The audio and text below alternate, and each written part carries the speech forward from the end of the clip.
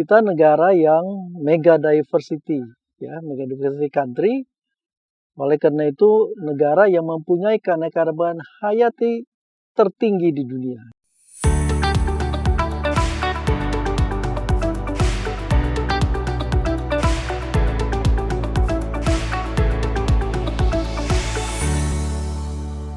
Selamat siang, saya Yatna Supriyatna, profesor dalam bidang biologi konservasi di Universitas Indonesia. Saat ini juga menjabat sebagai Ketua Institut Sustainable Earth and Resources Universitas Indonesia, dan di IP, Akademi Ilmu Pengetahuan Indonesia, saya sebagai anggota Komisi Ilmu Pengetahuan Dasar dan sering kerjasama dengan teman-teman dari ALMI, khususnya pada waktu membuat buku mengenai biodiversitas. Saya pikir ini kesempatan yang bagus bahwa ada seorang ekonom yang melihat bukan hanya saja GDP, tetapi juga melihat keseluruhan daripada biosfer. Jadi bukan hanya economic growth, GDP, tapi juga mengenai biosfer, mengenai natural capital.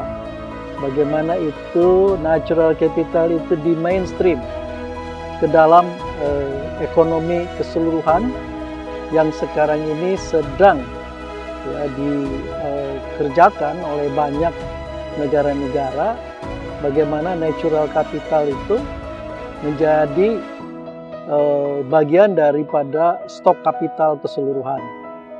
Ya, bukan hanya produce capital, human capital, tapi juga natural capital. Itulah yang dilihat dari 600 halaman dari Dasgupta Review, Biodiversity Review yang saya baca.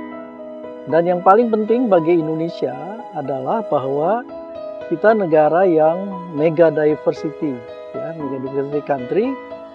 Oleh karena itu, negara yang mempunyai keanekaragaman hayati tertinggi di dunia. 10% tumbuhan ada di Indonesia, 25% ikan ada di Indonesia, dan banyak lagi, sehingga hampir antara 10-15% semua biodiversity di dunia itu ada di Indonesia. Oleh karena itu, dengan sangat senang sekali saya melihat bahwa dengan adanya Biodiversity Review dari Profesor Sir Partha Dasgupta dari Cambridge University ini menambah wawasan bagi bukan hanya ahli-ahli biodiversity, tetapi juga ahli ekonomi dan ahli-ahli yang lain untuk melihat biodiversity adalah sangat penting, ya, natural capital yang sangat penting untuk kita dikembangkan ke depan. Mengapa demikian? Karena bumi ini sekarang sudah hampir 7,8 miliar orang. Tahun 2050 mungkin bisa 10 miliar orang. Kita saat ini sekitar 1,6 dunia. Artinya kita sebenarnya sudah sangat betul-betul melihat dunia itu hampir tidak ada lagi kekosongan, ya. Hampir semuanya sudah kita eksploitasi. Nah, sekarang ini adalah masanya untuk melihat stok kapital kita, natural capital kita, bagaimana caranya kita bisa menghidupi manusia, ya, dengan 10 miliar orang kira-kira, ya. Jadi betul-betul kita harus betul-betul melihat, ya, apa yang bisa kita kerjakan ke depan, melihat biodiversity itu jangan sampai punah sebelum kita mengetahui apa sih fungsi dari biodiversity itu.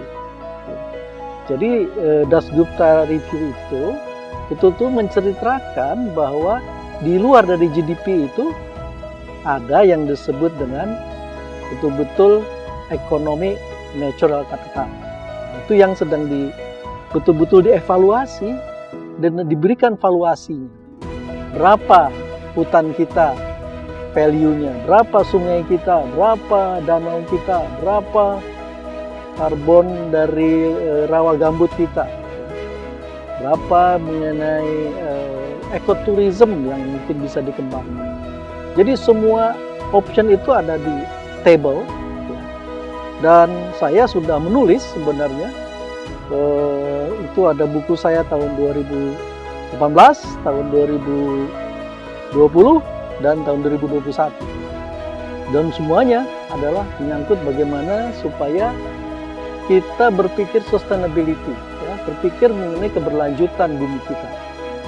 Nah ini yang saya lihat dari Biodiversity Review kita ini betul-betul menggugah dari Global Commission untuk melihat ini, yang tentu saja oleh pemerintah Inggris, tapi implikasinya adalah dunia. Karena dia sudah mendiskusikannya untuk keperluan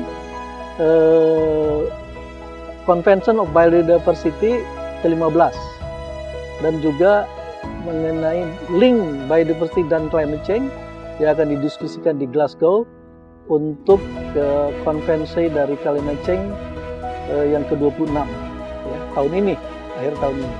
Jadi ini sangat penting sekali bahwa laporan ini begitu banyak direview oleh hampir semua negara. Ya. Bagaimana ini? Tetapi khususnya negara-negara yang memang betul-betul mempunyai natural capital yang sangat tinggi seperti Indonesia. Ini sangat betul-betul bagus ya buat kita, juga menjadi penghangat bagi kita ya di Indonesia, karena sekarang ini tampaknya keberhasilan Indonesia cukup banyak dalam bidang natural capital. Artinya kita sudah bisa menurunkan deforestasi, kita sudah bisa mencari akar masalah, kerusakan lingkungan, dan sekarang adalah masanya untuk melihat dari valuasi biodiversity kita. Ini betul-betul momen yang sangat bagus.